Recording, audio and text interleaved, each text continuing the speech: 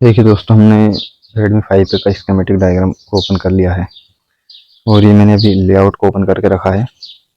और ये देखिए, इसमें जो है ये हमारा 2 GP यू 3301 नाम से है और यू 3203 नाम से हमारा 3G 4 GP है।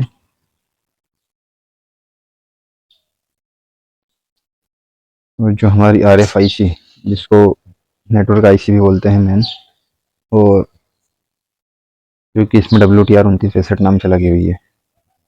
और हम स्कीमेटिक डायग्राम में देखेंगे तो इसमें मिलेगी हमें U3000 नाम से। ये देखिए, ये जो WTR 2965 है, अधिकतर ये किसी मॉडल में या तो स्कीमेटिक डायग्राम में U3000 नाम से मिलेगी या U2500 के नाम से मिलेगी।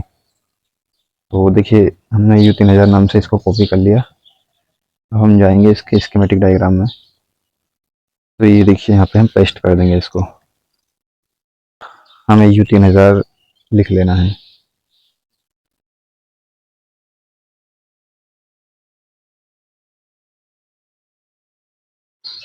अभी देखिए, हमने U3000 को कॉपी कर लिया है और यदि हम इसको देखेंगे तो ये देखिए यहाँ पे U3000A लिखा रहा है। तो इसका मतलब ये जो IC का ए वाला फंक्शन है। अब देखिए, हम इसको देखते हैं कितने हिस्सों में बटी हुई है ये IC। तो ये जो है U3000A, मतलब ए वाला भाग है इसका। अब हम इसको नेक्स्ट करेंगे। देखिए यहाँ पर लिखा रहा है 1/2, मतलब ये 2 पेज पे बटी हुई है। तो ये जो U3000A है, ये देखिए यहाँ पर लिखा रहा है कंट्रोल, मतलब इसकी ये कंट्रोलिंग सर्किट है। कोई भी IC हो, सभी में एक तो उसका वोल्टेज वाला सिस्टम रहता है और दूसरे में रहता है कंट्रोलिंग सर्किट। तो इसमें जो है स्कीमेटिक डायग्राम में दोनों को अलग अलग हिस्सों में बांट दिया है। तो ये तो हो गई इसकी कंट्रोलिंग सर्किट। और अब हम देखेंगे इसका जो दूसरा वाला हिस्से में जो पेज में दी गई है, ये देखिए, ये है U3000B। और यहाँ पे क्या लिखा रहा है, पावर एंड ग्राउंड, मतलब इसका जो पावर वाला सिस्टम और ग्राउंड वाला दोनों इसमें दे रखा है। अब देखिए, सबसे पहले किसी भी IC को रिपेयर करते हैं तो उसको सबसे पहले हम, यदि उसमें प्रॉब्लम है तो सबसे पहले हमें वोल्टेज उसके सही करना चाहिए। मतलब सबसे पहले उसको रिपेयर जब हम करते हैं तो पहले उसको वोल्टेज से ओके करना है, उसके बाद में हमें कंट्रोलिंग सर्किट करना है। यदि वोल्टेज कंप्लीट है तो देखिए, सबसे पहले हम इसको वोल्टेज में देख लेते हैं तो कौन कौन से वोल्टेज मिल रहे हैं। अब ये देखिए, इधर की साइड तो पूरी जो है ग्राउंड वाली लाइन दे रखी है। इसमें सिर्फ 4 जगह जो वोल्टेज दे रखे हैं। तो इसमें सबसे पहले हम देख लेते हैं, यहाँ पे लिखा रहा है VREG L1 1P0। इसका मतलब ये है कि ये वोल्टेज रेगुलेटर वाली सप्लाई है, LDO1 से दी गई है और 1.0 की ये सप्लाई है। तो चलिए, सबसे पहले हम इसको देख लेते हैं कि ये कहाँ से दी गई है। तो हम इसको कॉपी कर लेते हैं और ये हमने पेस्ट किया। ये देखिए, यहाँ पर आया है, ये लाइन यहाँ से दी गई है। ये हम इसको देखेंगे तो ये देखिए, VREG L1, मतलब ये जो मैं बता रहा था वोल्टेज रेगुलेटर LDO1 की सप्लाई है। और ये पावर IC से दी गई है। ये देखिए, PM8937। और ये पावर IC की 124 नंबर की बॉल से दी गई है। और ये देखिए, LD1 की जो सप्लाई है,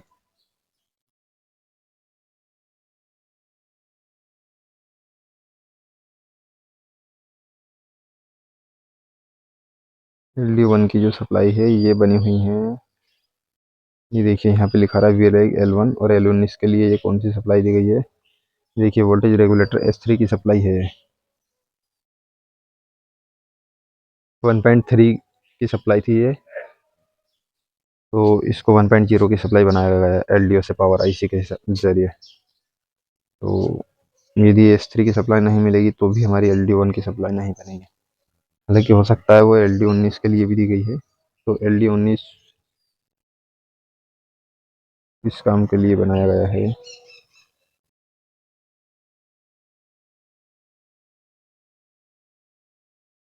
LD19 1.3, चलिए हम उसको बाद में समझेंगे। तो अब ये समझ लीजिए अभी कि ये LD1 की सप्लाई है और 1.0 की सप्लाई है। ये दी गई है हमें 124 नंबर की बॉल से। तो चलिए हम वापस से हमारी RFIC पे चलते हैं, ये हमने कॉपी किया। ये देखिए LD1 की सप्लाई है, और ये हम सीधे सीधे आते हैं तो इसमें देखिए R3000 नाम से एक 0 ohms का रजिस्टर लगा हुआ है। और ये देखिए C3021 नाम से इसमें कैपेसिटर लगा हुआ है, वो भी 0.1 माइक्रोफेराड का है।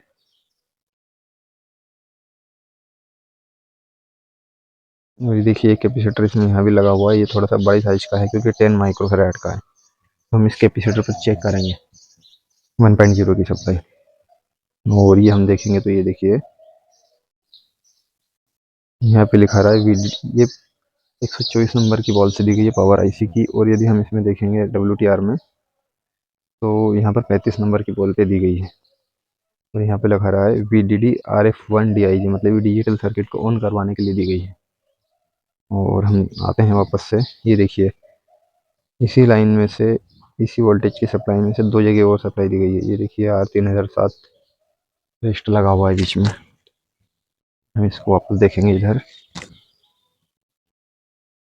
ये WTR में 25 नंबर की बॉल पे दी गई है TX के लिए। ये देखिए VDD RF1 TX लिखा आ रहा है।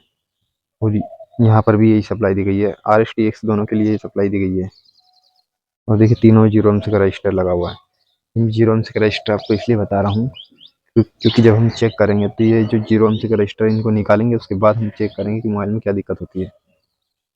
मतलब ये सप्लाई हम पावर नेटवर्क आईसी तक नहीं पहुँचने देंगे, उसके बाद नहीं पहुँचते हैं तो हमारे मोबाइल में जो है WTR क्या प्रॉब्लम करता है, तो नो सर्विस देता है या इमरजेंसी देता है। चलिए अब एक तो ये सप्लाई हो गई। देखिए 1.0 की सप्लाई 3 जगह पे दी गई है, एक तो डिजिटल सर्किट को ऑन करने के लिए, एक RX के लिए और एक TX के लिए। अब देखिए यहाँ पे लिखा रहा है VREG L4 1.8। तो देखिए आप समझ ही गए होंगे, ये वोल्टेज रेगुलेटर LDO4 की सप्लाई है और 1.8 की सप्लाई है। LDO4 पावर आईसी से दी गई है। चलिए हम इसको भी कॉपी कर लेते हैं और हम देख लेते हैं कि पावर आईसी की कौन सी बॉल से दी गई है। ये देखिए एक आईसी को और दी गई है, चलिए इसको हम बाद में समझेंगे। देखिए एक ही सप्लाई दो आईसी को दी गई है। ये हमारी जो पावर आईसी है इससे दी गई है LD4 20 नंबर की बॉल से दी गई है। ये देखिए यहाँ पर लिखा रहा है 20 है। और ये हमारी पावर आईसी से दी गई है PI8937।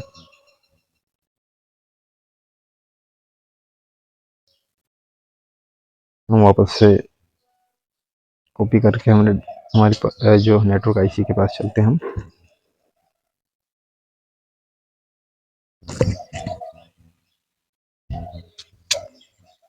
देखिए हम यहाँ से नेक्स्ट करते हैं, तो ये देखिए वापस से हम WTR आईसी पे आ गए हैं। अभी देखिए इधर सारी जो है ग्राउंड वाली लाइन है, सिर्फ ये चारों ही थी जो वोल्टेज वाली लाइन थी। ये देखिए सब ग्राउंड वाली लाइन है। अभी हम ये और देख लेते हैं। ये देखिए VDD RF2 LDO, तो इसमें कुछ नहीं, सिर्फ एक कैपेसिटर रखा हुआ है और एक सिरा इसका कैपेसिटर का ग्राउंड किया हुआ है। हम ये कैपेसिटर भी निकाल के देखेंगे तो हमारे मोबाइल में क्या समस्या आती है। चलिए अब हम इसकी कंट्रोलिंग सर्किट पे चलते हैं। ये देखिए हम आ गए यहाँ पे, ये कंट्रोलिंग सर्किट का है। कंट्रोलिंग सर्किट में हम सबसे पहले देखेंगे इसके जो है, देखिए बाकी तो सभी कोल्ड लाइन है, RS TX PRX की लाइन है, तो इनसे हमें कोई लेना देना नहीं है अभी, क्योंकि ये यदि लाइन नहीं मिलती है तो नेटवर्क कम होते हैं, बाकी नेटवर्क जाते नहीं हैं। अभी देखिए इसमें कौन कौन सी लाइन काम की है हमारे लिए। देखिए एक तो दिखा रहा है 100N, उसके बाद में RFFE क्लॉक और एक RFFE डाटा। तो हम ये देख लेते हैं, RFFE क्लॉक देख लेते हैं। सबसे पहले हम देख लेते हैं ये देखिए ये जो 100N लिखा रहा है फ्रीक्वेंसी वाली लाइन है, ये पावर आईसी से दी गई है। और इसमें भी ये देखिए हमें 0 ohms का रजिस्टर लगा हुआ है। तो हम देख लेते हैं। देखिए ये दोस्तों, ये जो फ्रीक्वेंसी वाली लाइन है, जब जो पहले के 3G सेट आते थे उसमें जो है नेटवर्क आईसी के साइड में एक क्रिस्टल लगा रहता था। तो यदि हम नेटवर्क आईसी निकाल लेते थे और हम नहीं लगाते थे तो हमारा मोबाइल बंद हो जाता था। तो इसी कारण से बंद हो जाता था। अब क्या है, ये जो क्रिस्टल है पावर आईसी में दे दिया गया है, तो वहाँ से इसको सप्लाई दे दी है। तो चलिए हम इसको देख कॉपी कर लेते हैं। ये देखिए पावर आईसी में आ गई है RFFE क्लॉक। ये देखिए 42 नंबर की बॉल पे ये जो है दी गई है।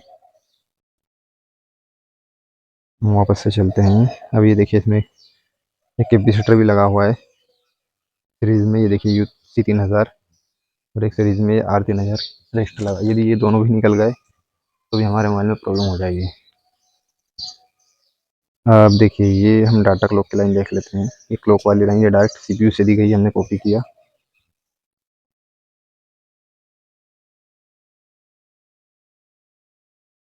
ये देखिए डायरेक्ट CPU पे ले आया। U1101 नाम से इसमें CPU है और ये देखिए GPIO वाला फंक्शन है।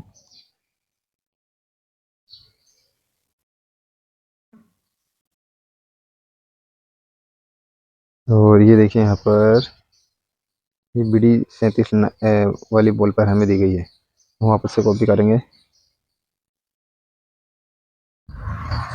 ये हमारे WTR पे आ गए हैं। ये होगी क्लॉक वाली और ये होगी हमारी डाटा वाली लाइन।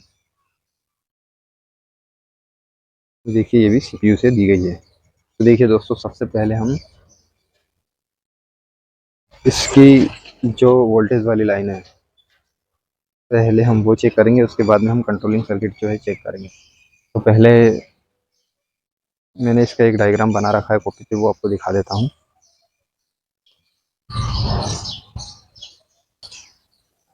ये देखिए मैंने जो हमारे WTR का डायग्राम जो है बना रखा है मैंने। तो देखिए हम इसको, मैं आपको बता देता हूँ। पावर, इसमें एक पावर आईसी लगी हुई है और ये हमारा WTR 2965 आईसी है और ये CPU जिससे हमें डाटा क्लॉक की लाइन आती है। तो देखिए मैं एक बार और आपको बता देता हूँ। पावर आईसी से हमारा डिजिटल जो सर्किट है उसको ऑन करने के लिए 1.0 की सप्लाई हमें WTR की 30 नंबर की पिन पर आती है, जिसमें एक 0 अंश का रजिस्टर लगा हुआ है R3006 नाम से। और उसी में से, उसी सप्लाई में से एक और लाइन दी गई है जो 25 नंबर की बॉल पे दी गई है, जिसमें 0 अंश का रजिस्टर लगा हुआ है R3007 नाम से।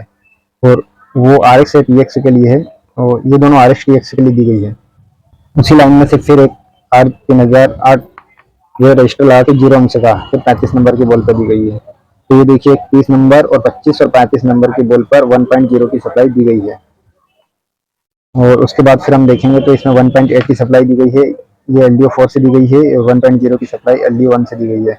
ये 1.8 की सप्लाई है, इसमें भी 0 अंश का रजिस्टर लगा हुआ है R3005 नाम से और ये 17 नंबर की बॉल पर दी गई है। और इसकी इन सबके लिए ग्राउंड वाली पिन है जो कि जिसमें कैपेसिटर लगा हुआ है, कैपेसिटर ग्राउंड किया हुआ है। C3004 नाम से इसमें कैपेसिटर लगा हुआ है।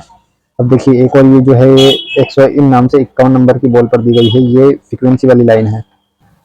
ये देखिए 100 इन नाम से जो 51 नंबर की बॉल पे दी गई है, ये पावर आईसी से दी गई है। ये फ्रीक्वेंसी है 19.2 मेगाहर्ट्ज की फ्रीक्वेंसी दी गई है। जो पुराने मोबाइल जो लगे रहते थे उनके बगल में एक क्रिस्टल लगा हुआ रहता था, जो RFIC रहती थी उसके साइड में क्रिस्टल लगा हुआ रहता था। यदि हम आईसी को निकाल लेते थे तो पुराने मोबाइल हमारे ऑन नहीं होते थे, 3G मोबाइल।